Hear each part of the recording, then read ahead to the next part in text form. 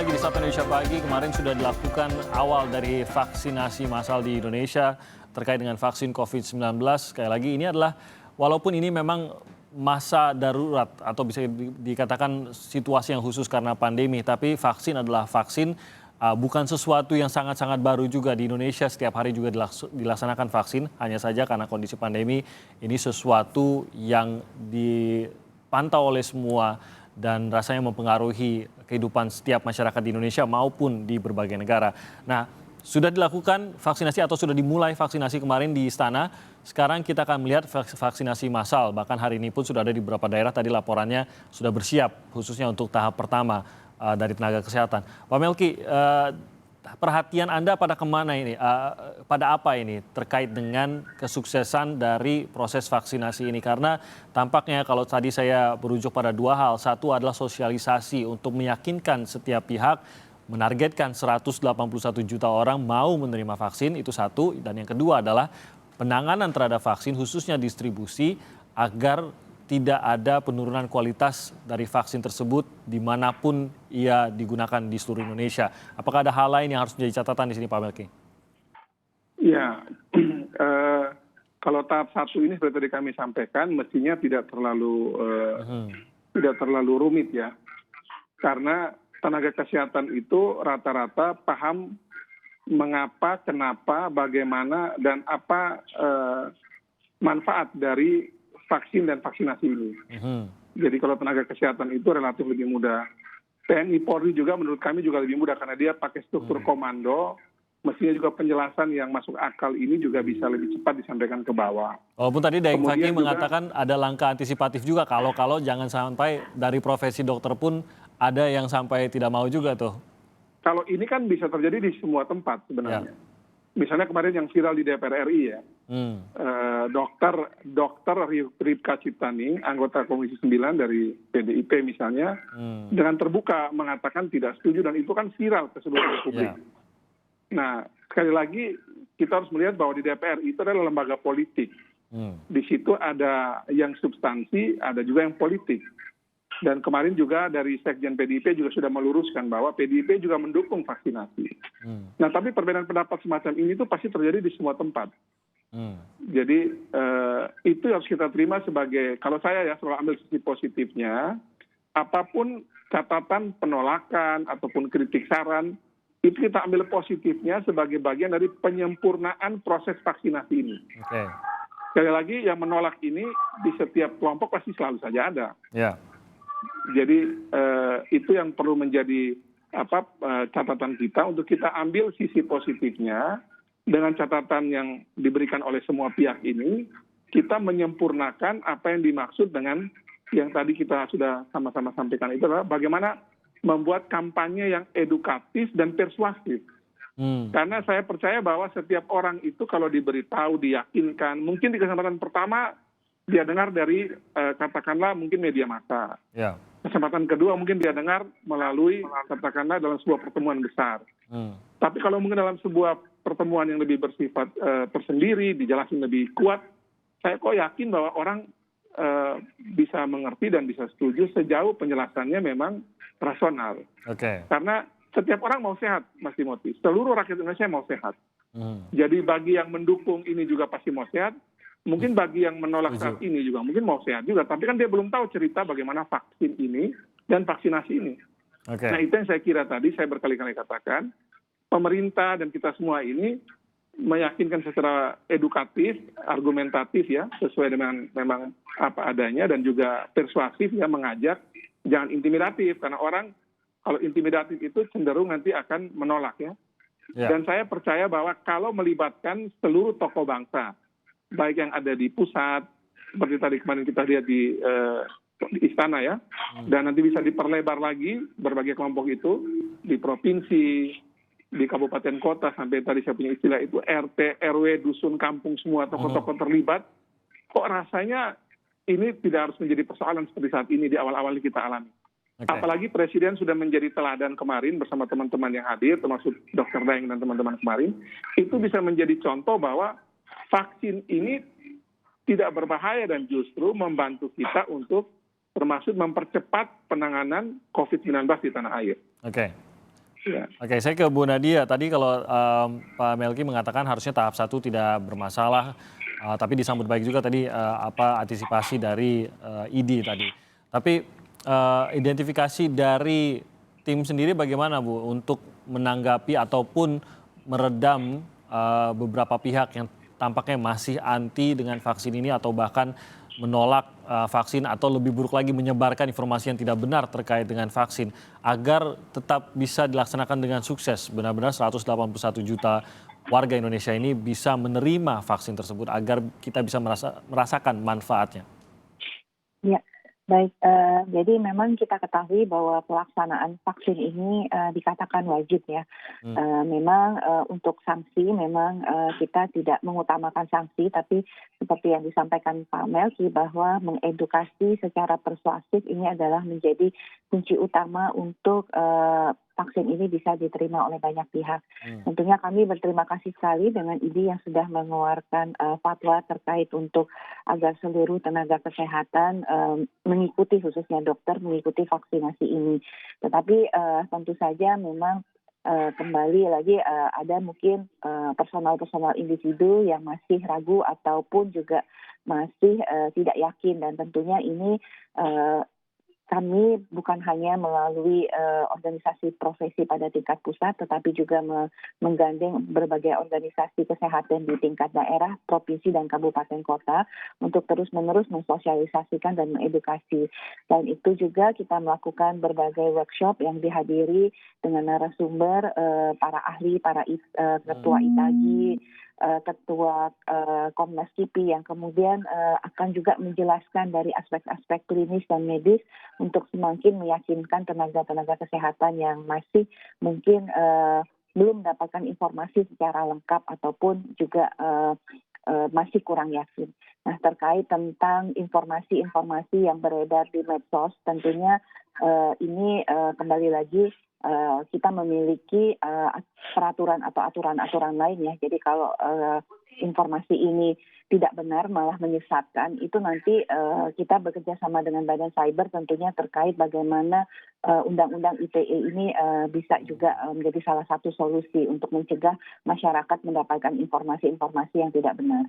Oke, untuk area vaksinasinya ini sendiri nanti akan lebih fokus seperti apa nanti Bu? Mungkin nanti ya pada saat mulai masuk ke tahap ketiga, karena kalau tahap pertama dan kedua ini cukup jelas dari sisi profesi maupun keterlibatan di tengah masyarakat. Apakah memang ada area-area zona yang mungkin nanti masih zona merah kah yang diutamakan kah? Zona yang hijau yang mungkin sudah lama tidak ada kasus-kasus lokalnya lagi, apakah ini akan justru tidak diutamakan karena dalam kondisi yang cukup baik gitu, atau bagaimana nanti Bu Nadia? Ya, untuk periode kedua di mana fokus kita adalah pada masyarakat ya, masyarakat umum dan masyarakat rentan lainnya, tentunya proses vaksinasi di periode kedua ini cukup besar karena sasarannya menjadi kurang lebih 140 juta jiwa yang pasti akan kita lakukan secara bertahap. Nah, yang akan mendapatkan prioritas pada tahap atau periode kedua ini adalah tentunya yang kita sebut sebagai masyarakat yang beresiko. Yang beresiko ini adalah tentunya pada daerah-daerah yang berada pada zona merah dan pada daerah-daerah yang memang tingkat kesakitan dan kematiannya cukup tinggi atau sangat tinggi. Ada prioritas di situ ya. Baik, saya kembali lagi soal sosialisasi tadi. Saya ke Dokter Daeng. Kalau saya ke dokter itu karena saya tidak tahu apa-apa begitu dokter, karena saya tidak mengetahui kondisi badan ini saya seperti apa dan apa yang sebaiknya dilakukan, sehingga saya seringkali walaupun saya tidak punya apalagi kalau saya tidak punya informasi atau ilmu apapun untuk meyakinkan apa yang terjadi pada tubuh saya, jadi saya percayakan seluruhnya pada dokter. Jadi tampaknya tenaga kesehatan ini memang menjadi yang terdepan dalam meyakinkan. Apakah Anda juga meyakini yang sama, memang mau tidak mau tenaga kesehatan menjadi yang terdepan dalam meyakinkan masyarakat untuk bisa meyakini vaksin ini baik, vaksin ini akan membawa manfaat bagi tubuhnya dan lain-lain gitu, Dok? Ya, mungkin masyarakat termasuk di Indonesia ya masih sangat percaya tenaga kesehatan. Karena itu memang kami tadi kemarin bersama perawat, bersama bidan, bersama apoteker itu sangat berarti dimasukkan menjadi contoh ya untuk suntikan pertama. Dan mulai hari ini dan beberapa hari ke depan, ketua-ketua ID wilayah dan cabang seluruh Indonesia ini juga mendampingi Bapak Gubernur dan Bapak Bupati untuk menjadi yang disuntik perdana di daerahnya masing-masing. Dengan harapan ini memang juga memberikan contoh supaya masyarakat melihat kalau tenaga kesehatannya, dokternya, perawatnya sudah mau di awal menyuntik, maka masyarakat kita harapkan lebih yakin. Karena tadi Pak Melki bilang sama Dokter Nadia bahwa kawan-kawan tenaga kesehatan ini secara keilmuan itu dipandang mengerti. Jadi kalau yang mengerti memberikan contoh, masyarakat akan juga terdorong mengikuti. Dan saya yakin kalau di dokter ya, kawan-kawan seluruh di wilayah, di cabang, kami sudah bekali pengetahuan. Kalau ditanyakan masyarakat, menjawab sesuai dengan keilmuan yang benar, sesuai dengan hasil penelitian uji klinis yang sudah dilakukan. Karena hasil dari uji klinis yang dilakukan itu adalah betul-betul hasil yang sangat kredibel, dan itu yang kami katakan memiliki bukti ilmiah yang kuat. Daripada opini-opini yang dikeluarkan oleh orang per orang, siapapun. Ya. Meskipun titelnya profesor, kalau itu hanya opini perorangan, itu secara ilmiah tidak bernilai seperti yang dilakukan secara penelitian. Ini yang masyarakat harus mengetahui. Jadi kalau ingin mengetahui berita yang benar, bertanyalah hasil penelitian yang evidence based, yang tingkat keterbuktian ilmiahnya tinggi. Jangan mengambil opini-opini. Siapapun yang melakukan opini, termasuk profesor sekalipun, kalau itu opini, itu kualitasnya sangat rendah. Tidak dalam kualitas bukti ilmiah yang kuat. Jadi ini diingatkan oleh bahkan dari profesi dokter sendiri begitu. Jangan melihat siapa yang memberikan opininya saja begitu ya, tapi lihat juga opininya itu apakah memang berdasarkan penelitian, keilmuan atau murni opini pribadi begitu ya. Ya, betul.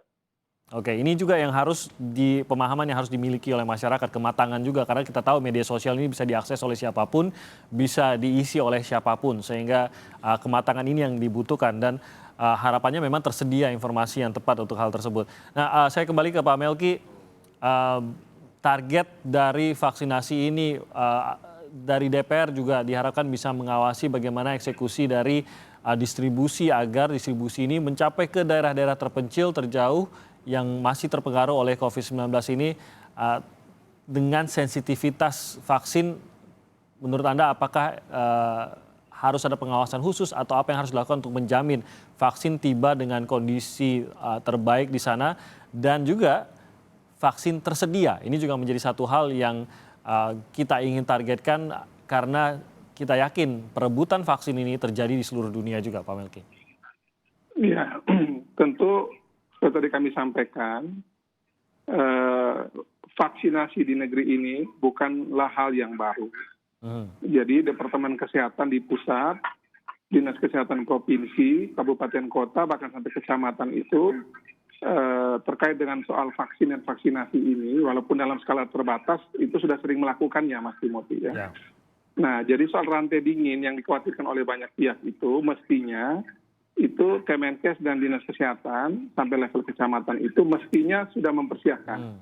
Kalaupun ada kekurangan, datanya pasti sudah masuk, dan juga bagaimana itu diperbaiki, diatur sesuai dengan apa yang dibutuhkan, pasti mestinya sudah ada. Kita butuh penyimpanan 2-8 derajat misalnya disampaikan ya. Dan itu jenis yang di Indonesia sudah selama ini vaksin-vaksin kita itu berada pada rantai dingin semacam ini. Suhu yang sama sekarangnya. Iya, suhu yang sama. Memang yang agak repot itu mungkin cuma di beberapa tempat terbatas ya. Katakanlah seperti Pfizer, itu kan dia sampai minus 70 derajat Celcius. Nah itu tidak bisa di banyak tempat kita punya rantai dingin semacam itu. Dan kami yakin dan percaya KPCPEN yang dipimpin oleh Pak Airlangga, kemudian Kemenkes, Pak Budi, kemudian Satgas Covid, Pak Doni Monardo dan semua tim sampai level bawah pastinya sudah mempersiapkan ini karena ini bersifat wajib nih Mas. Wajib disiapkan dan kami yakin dan percaya itu sudah pasti ada. Nah, kami akan melakukan proses pengawasan terkait nantinya bagaimana dengan vaksin ini dari Bio Farma atau diterima di Bio Farma, kemudian dia kemas di sana dan dia atur lagi di Bio Farma, dibawa ke seluruh Indonesia, bagaimana dia disuntikan, kemudian apa dampaknya terhadap para tenaga medis dan TNI Polri kita yang disuntik di tahap 1 ini. Kami juga akan bantu memastikan bahwa semuanya itu sesuai dengan apa yang kemudian sudah dikeluarkan oleh Badan POM. Emergency Authorization Badan POM itu nanti akan kita lihat dampaknya nanti itu pada para masyarakat kita khususnya tenaga kesehatan TNI Polri yang akan disuntik ini. Apabila nanti itu misalnya sama seperti yang diteliti oleh Badan POM atau bahkan lebih tinggi tentu itu bagus. Tapi apabila dia kurang, tentu ini perlu evaluasi lagi yang kami nanti akan minta Badan POM, Bio Farma dan semua pihak terkait Kemenkes ya untuk mengecek lagi kira-kira apa yang perlu diperbaiki dari proses vaksin dan vaksinasi ini. Dan ini setiap vaksin tentu berbeda ya Mas Timothy ya. Ini sekarang Sinovac, nanti besok juga akan masuk dari berbagai jenis yang lain, baik yang dibeli negara ini ataupun yang dibantu oleh Gavi ya. Nah nanti semua itu akan kita pastikan bahwa sesuai dengan ketentuan, aman, kemudian dia memberikan dampak yang baik bagi masyarakat dan efektif untuk membangun yang kita sebut dengan herd immunity atau kekebalan kelompok di negeri ini. Oke, nah itu komitmen dari DPR juga untuk ikut mengawasi prosesnya. Singkat saja Bu Nadia, tadi Daeng Fakih mengatakan juga bahwa butuh sumber informasi yang kredibel bisa dipercaya berdasarkan penelitian, berdasarkan keilmuan. Adakah sumber informasi tersebut yang bisa didapatkan bagi masyarakat yang masih bertanya-tanya mengenai vaksin ini dan tidak mau mendapatkan informasinya dari sumber-sumber yang tidak bisa dipercaya? Mungkin berupa pusat informasi kah atau mungkin situs dan lain-lain, Bu Nadia? Iya, selain tentunya call center yang kita buat di Kementerian Kesehatan 119 extension 9 yang bisa digunakan baik untuk vaksinasi ataupun pertanyaan lainnya. Bisa juga melihat website-website baik itu website KPCPEN maupun website daripada Kementerian Kesehatan serta tentunya website Satgas COVID-19 dan di website tersebut juga ada Hoaxbuster ya yang bisa juga untuk mencek. Baik, terima kasih Ibu Nadia, Siti Nadia Tarmizi, juru bicara vaksinasi COVID-19 dari Kementerian Kesehatan. Dr. Daeng Fakih, Ketua ID, terima kasih juga sudah bergabung bersama kami. Pak Melki, cepat sembuh Pak Melki, semoga segera negatif. Sehat terus bersama keluarga. Pak Melki saat ini masih menunggu swab keduanya untuk negatif. Doa kami juga agar segera sembuh. Pak Melki, terima kasih sudah bergabung juga bersama kami dari Komisi 9 DPR RI, Wakil Ketua.